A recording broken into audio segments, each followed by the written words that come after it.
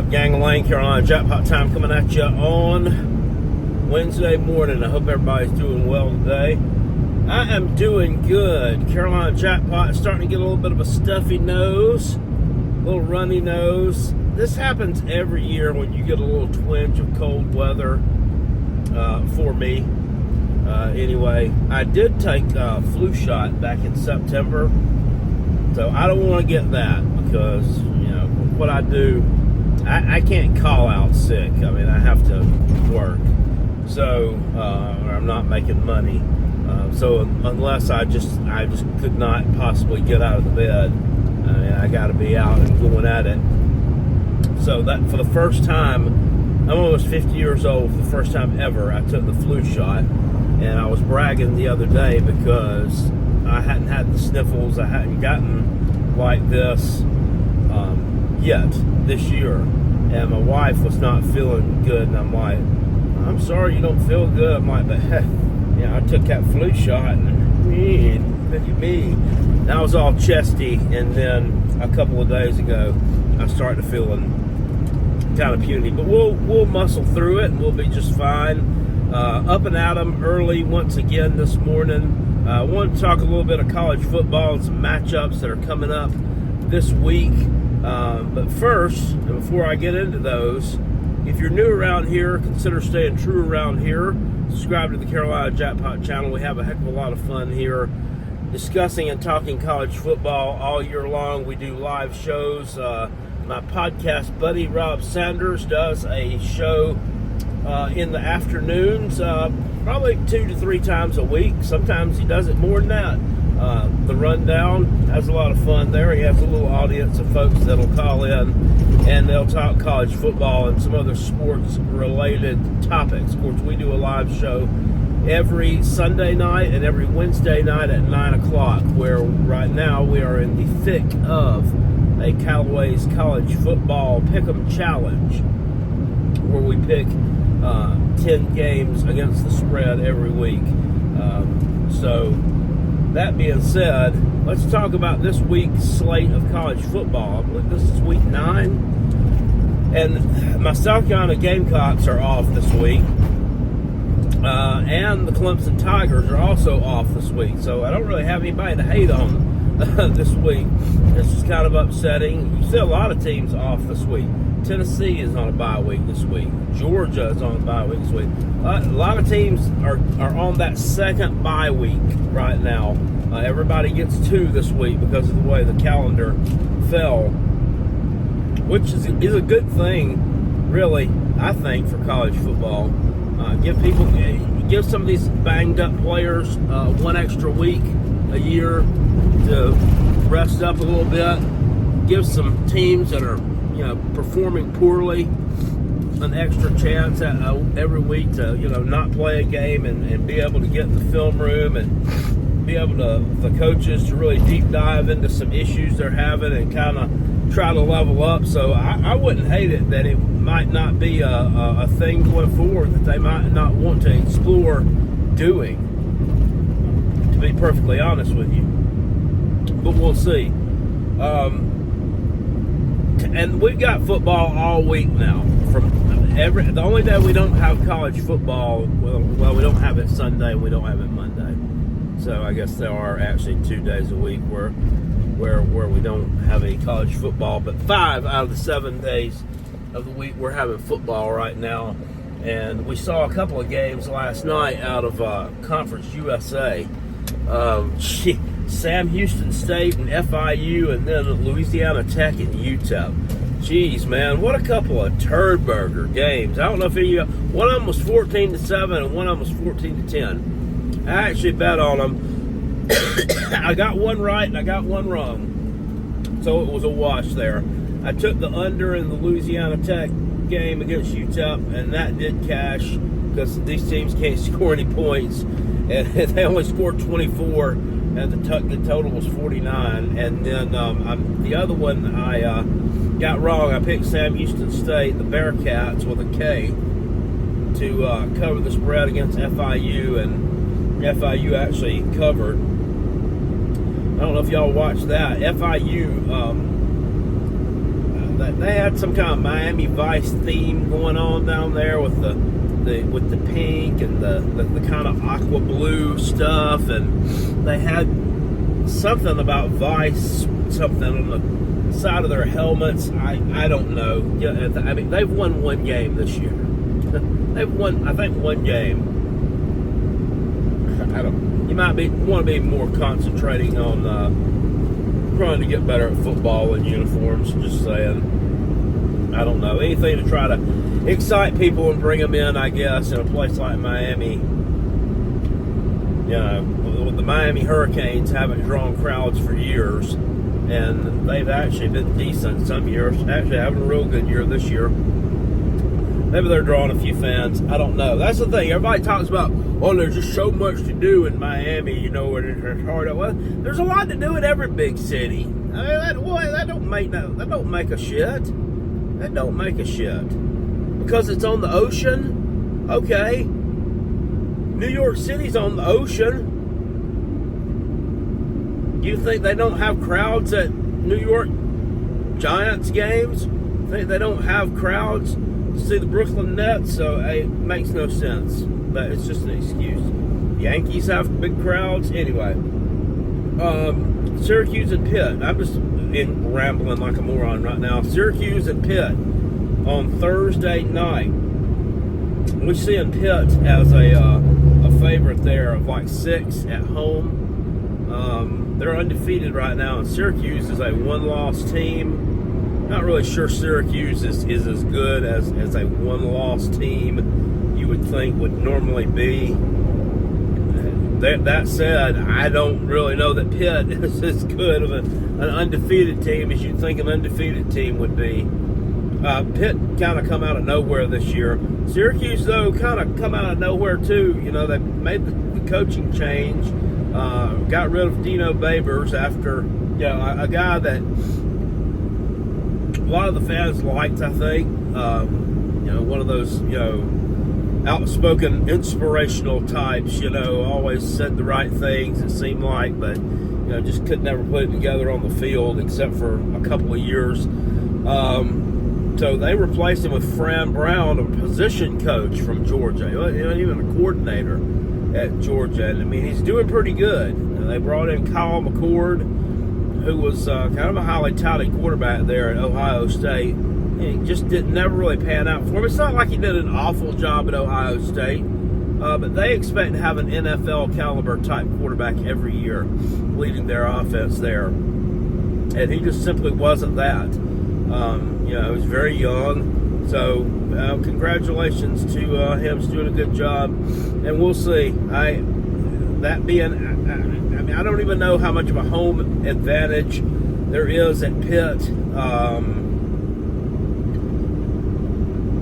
It seems like any of these teams that play in these NFL stadiums, it just, for some reason, the vibe is just not there. The vibe is just not strong. But we'll see. I would lean Pitt there. I don't know that they cover against Syracuse.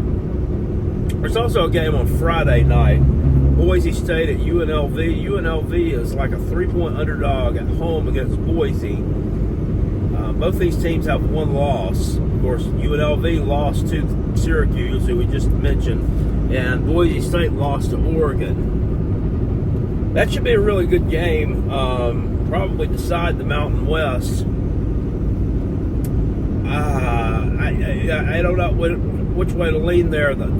You're probably going to see a decent amount of points, but it's not going to be like 45 to 42, I don't think.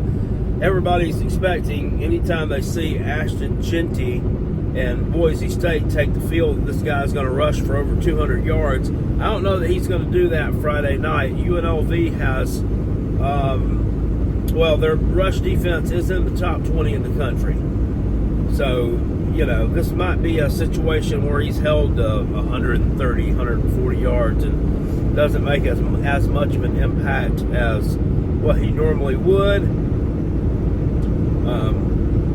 So I would maybe possibly lean with the home team there. But Boise State's hard to pick against. It's just been a freight train this year. Saturday's slate, Texas and Vanderbilt. That's at like 4:15 on the SEC network. Texas is laying 19 on the road against Vandy. I don't know. What are they going to learn? That, you know, they're setting these lines too high for Vandy, I think. Texas is coming off a loss. So how they respond here is probably going to tell you how this game's going to go. If they, you see a lot of teams come off of a big loss like that, and they come out deflated. Especially again, this is not. I mean, yes, Vanderbilt's doing well this year. It's still Vanderbilt. I don't know that a lot of teams get up to play Vanderbilt. That said, I don't know how Steve Sarkisian handles that type of thing. Maybe he's maybe he's really fiery behind the scenes. Maybe he gets his team fired up. Lets them know, hey, this season's not over. You still got a lot to play for. You got a college football playoff to play for. You're still in the hunt for an SEC championship. I mean, do I think Texas is more than 19 points better than Vandy? Yeah. Am I sure that they're going to win by more than 19? No.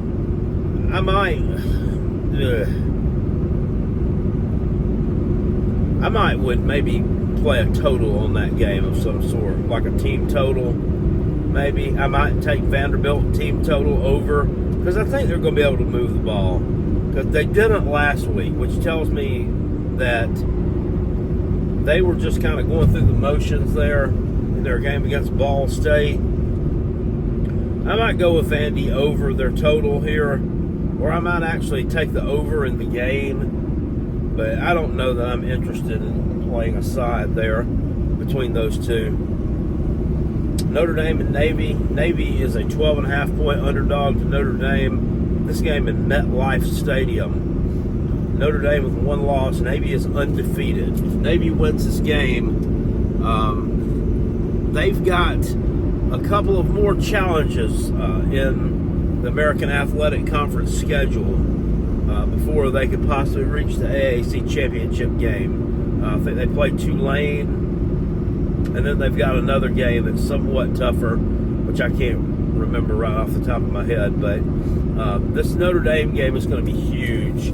If you'll remember last year, they opened up in Ireland, and Notre Dame just absolutely destroyed Navy in that game. That said, this Navy team is totally different than that one. I like what their quarterback's doing.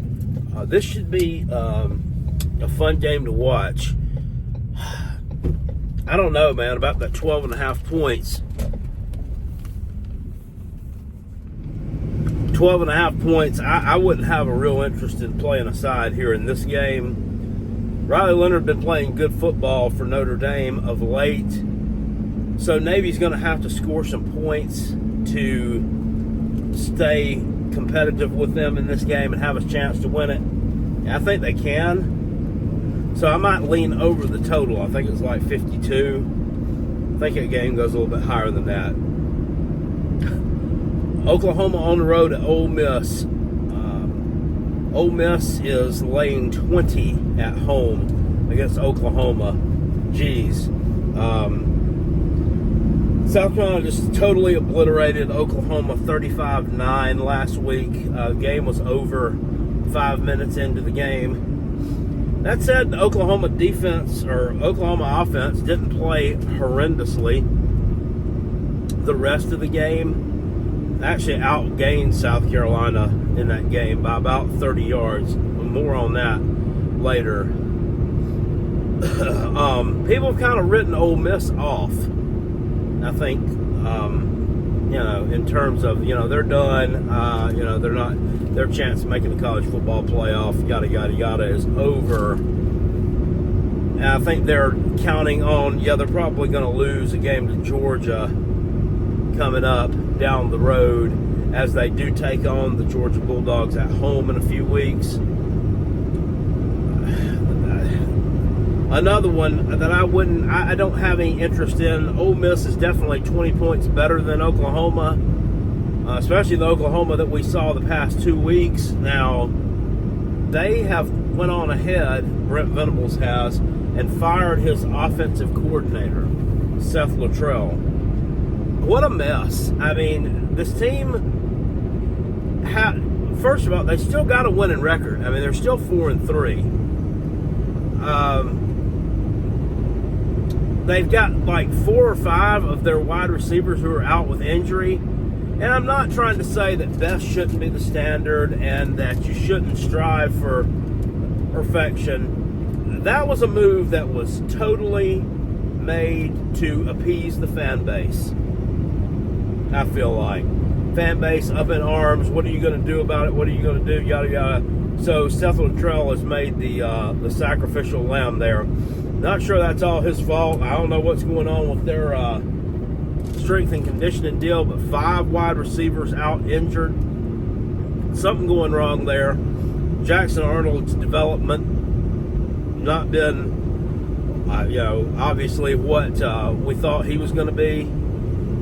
But then the backup quarterback comes in who looked like he was a little bit of a spark plug against Tennessee, but that spark plug turned out to be a dud because he's not any good either. I tend to lay it with Ole Miss here. I don't think they're as bad. I mean, look, everybody's writing them off. Why? I mean, they lost that game to Kentucky at home, which looks like more and more of a bad loss every week as the losses continue to mount for Kentucky. Now, then they turned around and pantsed my Gamecocks the next week. And then the big showdown with LSU, I mean, that was a back-and-forth type game. They were ahead by double digits in that game at one point. Ended up letting LSU come back and beat them, though. So we'll see. One of the teams that looked the hottest coming out of the gate the first few weeks of the season has now kind of faded almost into oblivion, it seems. And I'm not really sure that they're dead just yet. They being Ole Miss, pronoun boy. Oklahoma, I'm pretty sure is. And they're putting Brent Venables on the hot seat already now too. Guy won 10 games last year. And some of these fan bases, they don't have any patience. I mean, and you can say, well, you want no patience, Carolina Jackpot. Yes, I do. Yes, I do. I've been on Beamer's helmet for 3 years now. So, miss me with that BS. Washington, Indiana. Indiana laying 6.5 at home against Washington. I tend to lay it with Indiana here. I keep on waiting on them to slip up the past few weeks. And I mean, what do you do when you have a team like this who's kind of a Cinderella story who comes seemingly from out of nowhere? And yeah, I looked at this team in the offseason and I said I think they'll be a little bit better than what this preseason win total is that they're giving them, because number one, they've got a really good coach, and number two, he's brought in half of his team from James Madison, plus some other really good transfers. The quarterback he brought in, especially so, very experienced there in the quarterback Rourke. So 6.5 points at home against a Washington team that's kind of been up and down this year. I tend to go on ahead and lay that with Indiana. I mean, at what point do you finally decide that, hey, they are for real and they're a bet-on type of team?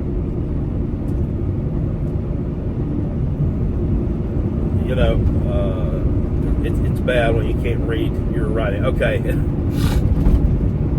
Arkansas, Mississippi State. Mississippi State catching 6.5 at home against Arkansas. Look, Mississippi State's been playing much better football ever since that embarrassing home loss to Toledo about a month or so ago.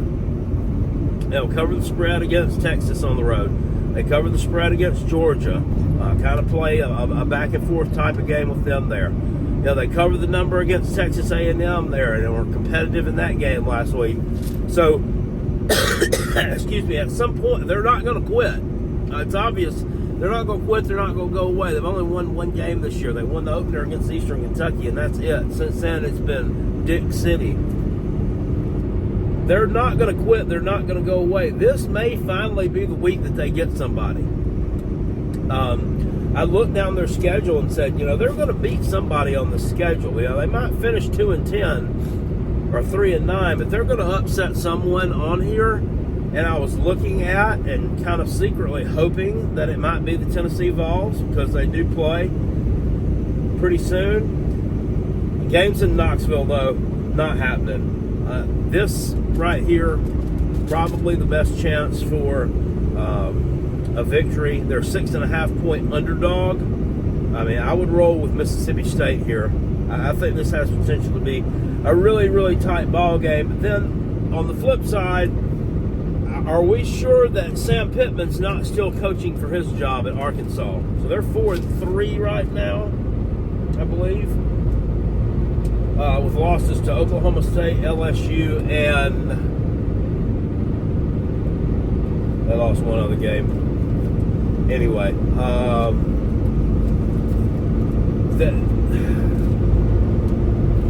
what do we make of that? What do we make of that? That and the Bobby Petrino situation there. You got to think that, with the win over Tennessee, with the better showing that they've had this year, you got to kind of think that Sam Pittman's probably saved his job for at least another year. But then again, he was on the hottest of hot seats. Texas A&M was the other game they lost. Texas, you got to think he's not out of the woods yet. So, and then they coming off of a pretty disappointing performance against LSU as well at home in a game which I think that, they beat Tennessee a few weeks ago. They thought, are we going to slay another giant here? And that just didn't happen. LSU was on them from the get-go, and never really was a real competitive game. Except for the first half, I guess, and then LSU kind of pulls away. At any rate, here I'd take Mississippi State in this ball game to cover. It wouldn't shock me to see them get the outright win here. In fact, I think more and more I think about it, I think they go outright. I think this is my outright Mississippi State over Arkansas. Mizzou at Alabama. Alabama right now currently laying 13.5 at home against Mizzou. Why is Alabama a 13.5-point favorite against Mizzou? Why are they a 13.5-point favorite against anybody? Doesn't that sound strange to say? I try to avoid sometimes the same cliche sayings that everyone has said. Doesn't that seem strange to say that Alabama is lost 2 games this year? Why in the world is Mizzou playing at UMass? Why is this happening? Why is Miami playing in South Florida? It's because it got scheduled. I tend to give them their flowers. I just try to stay away from these cliche type things that everybody says. But isn't it strange that Alabama has been talked about that way? Structure-wise, discipline-wise, Alabama looks like a mess. I'm not really sure what's going on there, but Kellen DeBoer better fix it quick, fast, and in a hurry. Because if there's one thing they are serious about in the state of Alabama, and I've always known this, and I know it even more so now that I've actually visited and spent a little bit of time there, they're serious about their damn football. And they're serious about their Crimson Tide football program. And they're not going to let you run it into the shitter without you being held accountable. So, this guy could be run out of town this year. It's that serious. But I don't know why they're laying 13.5 points to Missouri. I don't know why everybody's also writing Missouri off. They've written Missouri totally off. This is the most overrated 6-1 team here. I don't even know if they should be in the top 25. Missouri's not what we thought they were going to be. Guys, they still got one loss in the loss column. Yep, they struggled with Auburn last week. They beat Auburn. They beat them. Yeah, they struggled with Vandy, but they beat Vandy. They've been winning this year, but they've been winning in different ways. They're not winning with a Cody Schrader rushing for 230 yards a game and hammering teams with a smothering defense. That said, they seem to do really well against teams that are named UMass and Murray State, and they kind of struggle with others. I've got to think that Alabama comes out fired up here. I've got to think that they do. All the scrutiny Jalen Milroe's gotten, all the scrutiny Kalen DeBoer has gotten. You're back at home. You're off of a painful loss against Tennessee, which, I mean, credit to Tennessee, I guess, for winning, but I'm not so sure that they won that game. I'm not so sure that you didn't just lose it. That said, they're off this week, so you can't talk about Tennessee too much. Not a lot to talk about there, but, I mean, credit to them, I guess, the past 2 weeks. You know, they've been down. They were down against Florida. They'd only scored, 3 points in the first 3 quarters, or 3 points in the first half. They only scored 7 points in the first 40-something minutes of football against Alabama, and they keep finding a way to manufacture points late in the ball games, whether it be by off the benefit of turnovers or whatever. They're still getting in the end zone. So you got to credit Tennessee for that. Now, is that a recipe for long-term success? No, it's not. Their offense, since they've entered SEC play, has not looked like a Tennessee offense. Just going to go on ahead and say it. Not one of the ones that we've been used to seeing the past few years. Can they fix it? I don't know. So, you know, I say, why is Alabama laying that? That said, I'd probably lay it with the Crimson Tide here. Even though I question, why would they be a favorite of that much? I would probably lay it with them here. I can't think that there's any reason they would not come out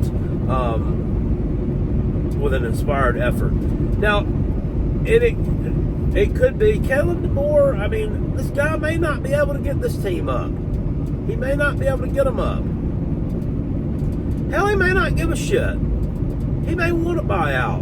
Who's to say that doesn't happen? Who's to say that there aren't guys that's like, well, you know, just go ahead and fire me, and I'll be Jimbo Fisher for the rest of my life, and I'll be just fine. I mean, you know, that buyout's got to be massive. I don't know. I don't have time to research these type of things. Some people do. Tell me what Kalen DeBoer's buyout would be down in the comment section, if you know. I'm sure Google will tell you. That's your friend. Who is this? Kansas and Illinois. Oregon and Illinois. My God. Oregon laying 21 in the hook against Illinois at home. Illinois is a one-loss team. Oregon sitting here undefeated, ranked number 1 in the country. When's the last time Oregon was ranked number 1? It ain't been for long, and it's been a long time ago. A lot of teams, when they come out ranked number 1 for the first time, you know, it's an issue. You think Dan Lanning hasn't leaned on Kirby Smart somewhat for advice on this? I'm sure he has. That said, I jumped all over this when I saw that the line was 21.5, and I saw that juicy little hook on the end of it. That said, it hasn't moved. So maybe I don't know what I'm doing. Do I think that Kansas is probably... Why do I keep saying Kansas? Why do I want to keep calling them that? It's Oregon. They're not even remotely Kansas. Why do I keep saying that? It's probably because my handwriting's terrible. And the ILL in Illinois, the I looks like, the IL looks like a K. That's what the issue is. Carolina Jackpot. Take a little bit more time when you're writing things out. I think Oregon probably is 3 touchdowns better than Illinois at home. That said, I don't know that they get there. Illinois have been very tough this year. They've been a tough out. Their only loss being a road loss there to Penn State. What was it, 21-7? I think they lost that game. Having a tremendous year. going on the road here defensively, I think that they're going to be able to slow down what Oregon's trying to do just enough. They'll muddy this game and ugly it up enough to cover that 21.5. I feel very confident in that. And, I mean, Illinois could play out of their minds. This could be a very tight ball game down the stretch. Would not shock me at all.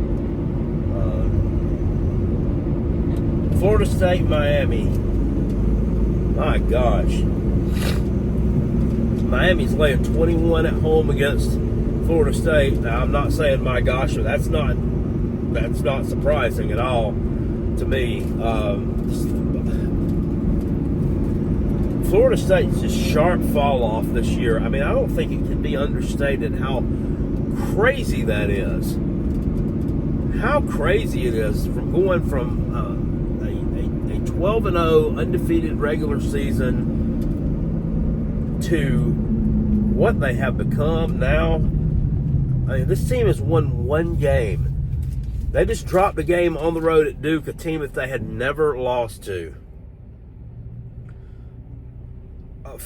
Miami will beat them by 40. I would jump all over Miami on this line. I know back in the day that, the past, we have a lot of classic matchups between these two in the late 90s and or late 80s, early 90s. And then the series kind of went in the doldrums for a while because Miami wasn't any good. Miami got good again around the early 2000s, and the series heats back up again. Then Florida State kind of wasn't any good for a while. Well, actually, both of them wasn't really good for a while, and then it just kind of flatlined, and then it kind of got to a thing of where, well, you might have a 9-win Miami team, and Florida State might be a 6-6 type team, but that game was going to be tight. It would be a touchdown or less, or vice versa, with Florida State being the 9-win team. This is not that. This is not that. These two are not, they're nowhere close. They're not even in the same stratosphere as each other. I think Florida State's quit. I think they're a team of they've quit. It's a team full of transfer portal players. I don't know how many transfer portal guys they have in there too deep, but I'm sure it's well more than 50% versus guys that they've recruited. Guys, it should not be like that. And don't get me wrong, I'm not being Dabo sitting here saying transfer portal bad, transfer portal's the devil. Don't use the transfer portal. That's the devil's pitchfork. I'm not saying that, but you've got to use it to complement your roster and bolster it up, not make the entire thing out of it. It's an absolute mess. Absolute mess. DJ Uyunglele, he goes out with hands. Is he going to play? I mean, I don't know. Somebody said they said that he's out for the season, and one of them just said he was going to miss the game against Duke. I don't know if he's coming back or not, but you might actually want him to come back because your two backups are awful. Absolutely awful. You lost to Duke for the first time in 22 games. Miami's going to blow them out. Miami's rolling right now. Putting some points up on the board. Only thing I don't like about Miami defensively, I thought they were going to be a lot better than this. Especially after that week 1 game. What did they beat Florida? Was it like 42-17, 42-14 or something in the swamp? And it looked like, not only are they going to be good offensively, they're going to be really good defensively as well. Nah, not so much. I mean, they gave up 45 points to Louisville. Gave up like 40 points to Virginia Tech. How much do you give up to Cal? The defense stinks. They don't stop anybody. They just outscore them. That said, you're not going to have to worry about that in this game. Florida State can't score, and they can't stop anybody, so Miami will win by 40. That's my lock, stock, and 2 smoking barrels pick of the week. LSU and Texas A&M. Texas A&M laying the short number at home, 2.5. Both teams with 1 loss on the season, no losses in SEC play. LSU's loss week 1 to Notre Dame. A&M's loss week 1. No, flip that around. Sorry. Whoop. Texas A&M's loss week 1 to Notre Dame. LSU's loss week 1 USC. Isn't that weird that both these teams took losses in week 1 to blue bloods of college football? That's crazy. And one of those blue bloods is actually having a decent season, that being Notre Dame. And, well, USC ain't. I'm having a tough time with this one. I'm really having a tough time with this one. LSU's been hot. And LSU has looked to me, I can say they've looked like the better team of late. That home win against Ole Miss was really impressive. And that's a better win than anything that A&M's got. Well, A&M kind of struggled to beat Mississippi State. Or maybe it was just that Mississippi State played them really well. Maybe they didn't really struggle. Anyway, it was a close game against Mississippi State. While LSU's over here blowing out Arkansas on the road, a place that's been kind of tough to play at this year. LSU's also got the win, like I said, over Ole Miss. And A&M's got a 4-point win over Arkansas in the Jerry World Stadium. A&M's got a win over Florida. Everybody was beating Florida. Florida seems to have started playing a little bit better. They've looked a lot better on Saturday night. They don't play on Sundays. Jackpot's one of the 2 days a week we don't play college football, Sundays and Mondays. Not right now anyway. They looked a lot better Saturday night against Kentucky, but then again, Kentucky terrible. I really want to lay this here with LSU. I really think that they're just a little bit better than Texas A&M. Now, my Gamecocks play Texas A&M the next week. The absolute best thing for us to have happen from a situational standpoint, one would think, would be for A&M to knock off LSU.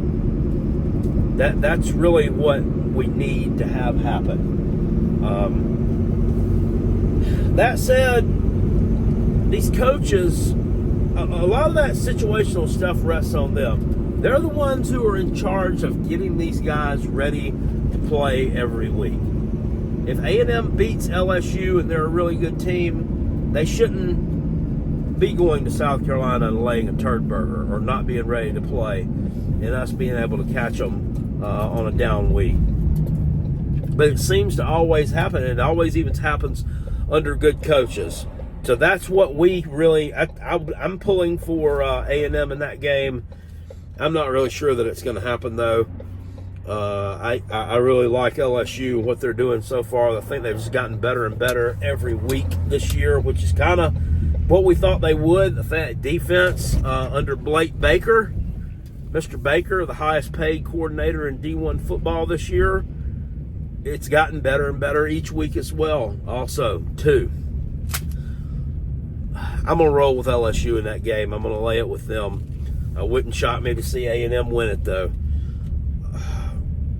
Jeez. And then that South Carolina A&M matchup, look, I'm not confident in that matchup for South Carolina. I'm really just not. Reason being, everything that we do, A&M does well also. And yeah, South Carolina's defense has been dominating. It's been smothering. A&M has a pretty good pretty good defense as well. The thing A&M also has is they have, they have a somewhat decent offense. Is it a great offense? No. It's not even what I'd call a really good offense. It's average to maybe a little bit better than average. It's all right. We don't have that. Our offense stinks. Offensive coordinator stinks. The offensive line play is horrible. So that's why I favor A&M in that matchup. It's going to be, I think, a lower scoring type game. Just putting that out there. We're, a week ahead of that one. But that's where I'm going with that. Penn State and Wisconsin in Camp Randall. This is going to be an interesting game. Penn State is laying 6.5 on the road to the Badgers. Now, Wisconsin was a team that kind of looked dead in the water a month or so ago. Took a couple of back-to-back losses at home to Alabama. Took a loss on the road to USC, which they had led the first half, and then just got absolutely billy clubbed in the second half. But since then, they've blown some teams out. So they fired their offensive coordinator too. And hey, I'm not here to say firing an offensive coordinator is always a bad thing. In some cases, it may be necessary. In Oklahoma's case, it just looked like kind of a desperation move to appease the fans to me. That's just Carolina Jackpot's opinion. Wisconsin playing some good football right now. Penn State playing pretty good football as well. Coming off bye week, they had a big win against USC the weekend before last. Coming from behind, down 14 a couple of times in that game. They tie it up, go to overtime, and end up winning the game 33-30. Is Penn State finally for real? I mean, they're ranked number 3 in the country. Are they the 3rd best team in the country, though? I don't know.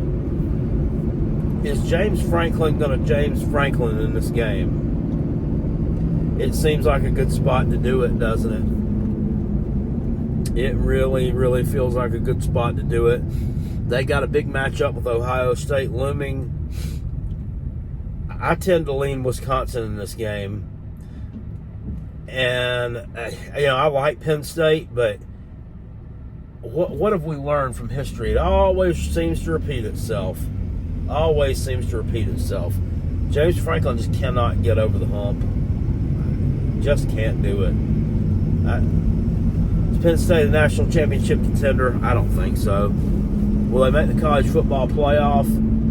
Probably. If at 10-2, if they lose this game and they lose to Ohio State and they win the rest of them, they'll probably get in as a lower seed. That said, I'm taking Wisconsin here outright. I think they get the upset, and I think they get this one done against James Franklin, who once again just can't get out of his own way. Just doesn't seem like a favorable spot for them to me at all. We've got SMU going on the road, taking on Duke. This line is down to 10. I actually bet this one when I saw it come out. At the time, SMU was a 12-point favorite. And I said, why in the world is SMU laying 12 against a one-loss team? Granted, I know it's Duke. So no one's going to have any respect for Duke as an undefeated or a one-loss team until they really knock off somebody with a huge name. Once again, this weekend, they once again don't have the chance to do that. Is SMU a good team? Yes. They have that huge name of a Clemson or a Miami in terms of ACC play? No, they don't. FSU should be a big name, but they're not because they're not good. They beat them last week. I think Duke covers this game. I think this is going to be an interesting matchup. A good matchup. Malik Murphy's been playing some pretty good ball for Duke. However, the quarterback for SMU has been playing pretty good as well. They started off the season with that Preston Stone guy that everybody thought was going to be really good. He ended up not being very good. Ended up getting benched for the backup, and the backups come in and done a heck of a good job there. Their only loss is a home loss to BYU, who's currently undefeated. However, that said, they did beat Louisville on the road, which is a pretty good win for SMU. That said, I don't think you should be laying 10 points against Duke. I think this is a close game. I liked where I got it at. It's went down to 10 right now. Not necessarily that I'd be interested at 10. I think this game could finish at 10. It could be a 37-27, a 34-24 matchup with SMU winning. I think they do win. Wouldn't shock me if Duke wins this game, though. I wouldn't be surprised at all to see that happen. Not necessarily the greatest slate of games this week, is it? I think that LSU, Texas A&M is the odds-on favorite for best game of the week, or most evenly matched game of the week, maybe. Maybe you could make an argument for Mizzou and Alabama, but the way Alabama's been playing, do they have everybody's interest right now? I don't know. It's not a great weekend. Cincinnati and Colorado. That's my final one I want to talk about. Late night matchup. Cincinnati currently catching 5 on the road at Colorado. Colorado's been playing good football. I mean, both these teams are sitting here at 5-2. But you look at Cincinnati and the margins and, I mean, who they've beaten. I mean, it's not exactly a who's who of college football. Last week, they knocked off Arizona State at home, which was a decent win for them. By the way, supposedly, I mean, I didn't watch one single solitary minute of this. There's a lot of college football games I don't get a chance to watch, obviously. I've only got a couple of TVs. I've got a tablet that I watch stuff on, and I watch stuff on my phone. I do have unlimited YouTube TV. Maybe I should get another TV so I can watch some more stuff. I don't know. Maybe we'll do that next year. But that field goal kicker for Arizona State apparently missed a couple of field goals, maybe 3 field goals. I don't know, but it drew the ire of head coach Kenny Dillingham, one of the younger coaches in FBS, and he calls out his field goal kicker in the post-game press conference. I mean, he was pissed. Made some kind of remark, and I'm paraphrasing here, that we're doing open tryouts Monday for field goal kickers. Text me if you can kick. You know, if you play soccer or whatever, if you can do this, because our kicking game stinks. Our kicker's terrible. Said that. Now, I get it. These kids are getting NIL, and they're getting paid, and they're getting this and that to do things here, and they're adults, and I understand they got to be able to take the heat and the criticism. But, you know, first of all, I doubt the place kicker at Arizona State is getting a huge bag. Just my guess there. Especially if he's missing that many field goals, it's probably not even good to begin with. It's probably not getting a huge bag. So I don't know if you could lump him in that category of the prima donnas who are sitting here getting shit tons of money heaped upon them. That's uncalled for. This guy's an ass. You're the youngest coach in FBS. You're acting like it. You're a little prick. I'd want to come smash you in the mouth if you talked about me like that, especially if you called me out like that. Everybody watched the game, and they can see what happened. And I don't care that it's in the heat of the moment. I don't care if it's in a press conference. You have to maintain your your composure during press conferences. I mean, everybody jumped all over Shane Beamer because he said something about how terrible Missouri's shitters were and their locker rooms were last year. Are they giving this guy heat too for calling out a 19, 20-year-old kid like that? And I agree. Once again, they're getting paid, so we should treat them like that. But you treat people with respect anyway. I mean, I have people that work for me. You know, when I was store manager, district manager, whatever, in retail in my previous jobs. You know, you don't do that out in front of everybody. Praise in public, criticize in private. That's what you're supposed to do. Now, I mean, if you're coaching and you're out here amongst, and they're out there amongst all their peers, and you want to chew somebody's ass, that's different. Don't do it in front of the whole world. That's just a bad look for you. And then he since apologized for it, but I mean, what? I mean, okay. I mean, that seems like kind of an empty apology to me, in that you never should have done it in the first place. Anyway, that said, we're talking about Cincinnati and Colorado, and I got off on a tangent there. And look, I'm old school. I agree with people getting their ass chewed for doing a bad job, but there's a time and a place to do it, and it's not in a press conference after the game is over with. That's a very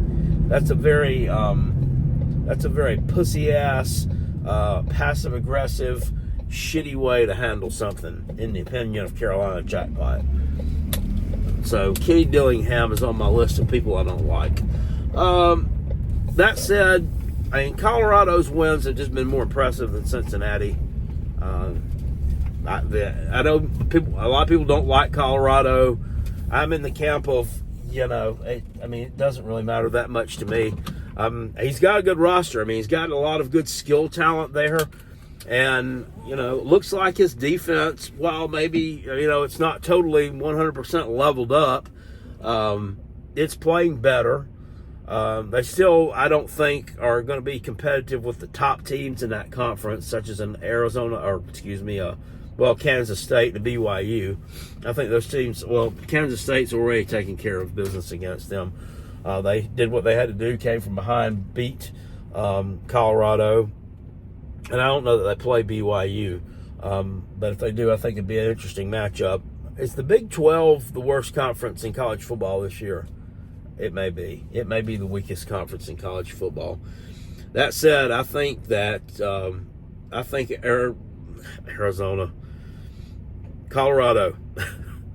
I think Colorado covers this number here, and I think they get another big win at home, probably by double digits. I don't think this line's near big enough. I don't think Cincinnati's very good. Anyway, guys, that's about all I got to say about that. This has been an extremely long, rambling video from Carolina Jackpot, which I got off tangent, I went off on a tangent. Excuse me, I didn't get off tangent. I went off on a tangent a couple of times talking about things that related to what I was talking about in some way, shape, or form, but then again, did they really? I don't know. You have to decide. Anyway, I hope you enjoyed that. Hopefully it's entertaining for you. I'll see you guys later on, live show tonight. Peace. I'm out of here. Despite the fact that it's a bye week, still, it's always a great day to be a Gamecock. We'll see y'all later. Woo!